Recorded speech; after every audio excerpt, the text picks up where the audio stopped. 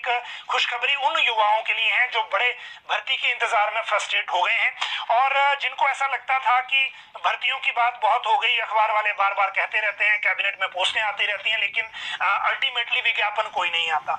लेकिन दरअसल जो कैबिनेट में जून जुलाई में जो पोस्टें गई थी, अप्रूव हुई थी, वो पोस्टें अभी तक नहीं निकली थी। अगर मैं एजुकेशन की बात करूं तो सिर्फ स्कूल लेक्चर न्यू में 530 पोस्टों को भरने को लेकर लोक सेवा आयोग को मामला गया है।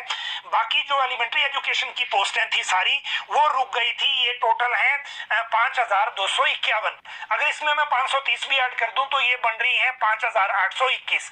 मतलब शिक्षा विभाग में 6000 टीचर भर्ती होने जा रहे हैं। हम पहले भी इस बारे में कहते थे, लेकिन आप लोगों को ये लगता था कि अभी हमारे पास जब तक आए नहीं सामने बात, तब तक हम इसमें क्या करेंगे, और तब तक जब तक भर्ती शुरू ना हो जाए तब तक इसको कैसे माना जाए। लेकिन अब एजुकेशन के जो सेक्रेटरी हैं उन्होंने ये चिट्ठी जारी कर दी है एलिमेंट्री एजुकेशन के डायरेक्टर को, ताकि वो अपने यहाँ दो काम कर सकें। एक तो रिक्वेजिशन जाएगी जो लोक सेवा आयोग है उसको, ताकि वो भर्तियों का प्रोसेस शुरू करे, और दूसरा जो एलिमेंट्री एजुकेशन विभाग है वो अपने यहाँ बैच वाइज भर्तियां शुरू कर देगा। बहुत सारे लोगों ने सोशल मीडिया पे इस चिट्ठी को देखा होगा। उसी चिट्ठी में आपको मिल जाएगा कि एलिमेंट्री एजुकेशन ने 28 अप्रैल को ये केस भेजा था नई भर्तियों का, और वापस जो परमिशन मिली जो डिपार्टमेंट ऑफ पर्सनल से वो मिली 21 जुलाई 2023 को। मतलब ये जून की कैबिनेट में ये हुआ था, और उसमें जो ये पोस्टें अप्रूव हुई थी, फिर कार्मिक विभाग में देरी हुई। मुझे तो लगता है मई की कैबिनेट थी, 18 मई की, जहां तक मुझे याद है, जिसमें ये पोस्टें अप्रूव की गई थी। फिर पर्सनल से लेट परमिशन इसलिए मिली क्योंकि आपको याद होगा सरकार ने एक डिसीजन ले लिया था कि जो कॉन्ट्रैक्ट पे भर्तियां होंगी उनको एक फिक्स उस पर रखा जाएगा, और उसमें जो रेगुलर करने की जो अवधि है वो भी दो ऑप्शन के बजाय एक में होगी, या फिर जो 2 साल के बाद रेगुलर करने वाला प्रोसेस है उसको उसमें से हटा दिया जाएगा।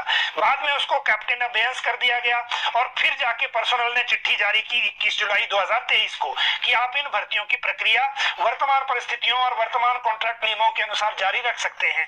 जुलाई के बाद अब जाके 19 सितंबर को ये चिट्ठी जारी हुई फर्दर एलिमेंट्री एजुकेशन के डायरेक्टर को। इसमें टीजीटी आर्ट्स में 1070, TGT non medical 776, TGT medical 430, शास्त्रीय 494, जेबीटी 2521। हालांकि इन भर्तियों में भी कुछ और ऐड होनी है। आपको याद होगा जो भर्तियां भी एलिमेंट्री एजुकेशन में टीजीटी की पहले गई थी, जो हमीरपुर कर्मचारी चयन आयोग को गई थी, जो अब लोक सेवा आयोग को आएंगी, वो भी इसमें पेंडिंग है। और इसके साथ जो जेबीटी की भर्तियां हैं वो भी पेंडिंग है, जो कोर्ट के केस के कारण है।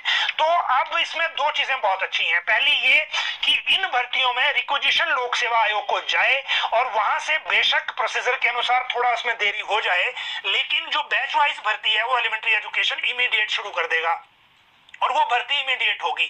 इसीलिए आप समझिए कि नए रोजगार की बात अब शुरू होने वाली है।